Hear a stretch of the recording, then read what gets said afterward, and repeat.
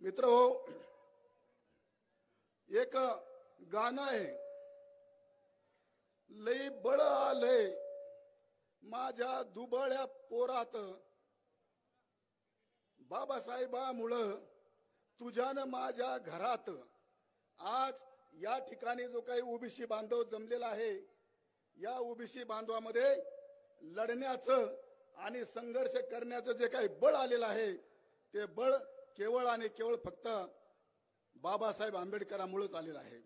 मित्रहो, आज आपण विचार जर करायला गेलो तसं पाहिलं तर खूप वेळ घ्यावा लागणार, पण मी वेळ घेणार नाही. थोडक्यात असे काही मुद्दे मांडणार आहे. 1946 ला डॉक्टर बाबासाहेब आंबेडकरांनी शूद्रपूर्वी हा ग्रंथ लिहिला आणि या देशामध्ये चौथा वर्ण निर्माण केला, आणि तो चौथा वर्ण जो होता तो ओबीसीचा होता. आणि म्हणून बाबासाहेबांना असं वाटलं की हा जो काही वर्ग आहे हा शूद्र आहे आणि या वर्गाला पण आरक्षण आपण दिलं पाहिजे. आणि म्हणून बाबासाहेबांनी पंडित जवाहरलाल नेहरू, सरदार वल्लभभाई पटेल, बाकीचे मंत्रिमंडळातले सहकारी यांना सांगितलं की हा जो काही वर्ण आहे या वर्णाला आपल्याला आरक्षण देणं गरजेचं आहे.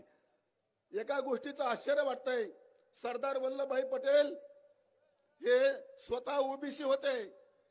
त्यांना असं माहित नाही की हे ओबीसी वर्ग म्हणजे काय. त्यांनी बाबासाहेबांना उलट प्रश्न असा विचारला, तुम्ही ओबीसी हे कुठले ओबीसी आणि ओबीसी काय घेऊन बसलात, हा वर्ग कोणता आहे. बाबासाहेबांना आपल्या प्रखंड अशा ज्ञानातून त्याला उत्तर दिलं, त्याला निरुत्तर केलं. आणि म्हणून बाबासाहेबांना वाटलं की आपण या वर्गासाठी घटनेच्या माध्यमातून आरक्षण दिलं पाहिजे. म्हणून 1950 ला जेव्हा बाबासाहेब आंबेडकर साहेब घटना लिहित होते आणि त्या घटनेमध्ये 340वा कलम त्यांनी घातलं की या देशातल्या ओबीसींना आपण आरक्षण देणं गरजेचं आहे. तर प्रचंड प्रमाणामध्ये इथल्या मनोवादी व्यवस्थेनं पंडित नेहरूंना, वल्लभभाई पटेलांना, डॉक्टर राजेंद्र प्रसाद याला विरोध केला. इतका विरोध केला की पुन्हा हे आरक्षण लागूच होऊ नये अशा पद्धतीचा त्यांचा विरोध होता. भविष्यामध्ये पुन्हा बाबासाहेबांनी पार्लमेंटमध्ये जेव्हा आरक्षणाचा मुद्दा आणला, 340वा कलम दाखल केलं, तरी यांनी ते आयोग म्हणजे लागू नाही केलं आरक्षण.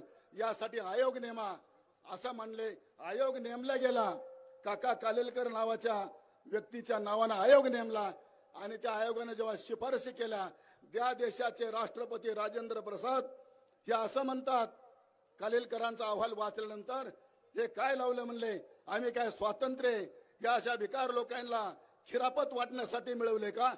म्हणून प्रचंड चिडले आणि त्यांनी पंडित नेहरूंना फोन केला आणि सांगितलं हे काय लावले म्हणले कालेलकरांनी.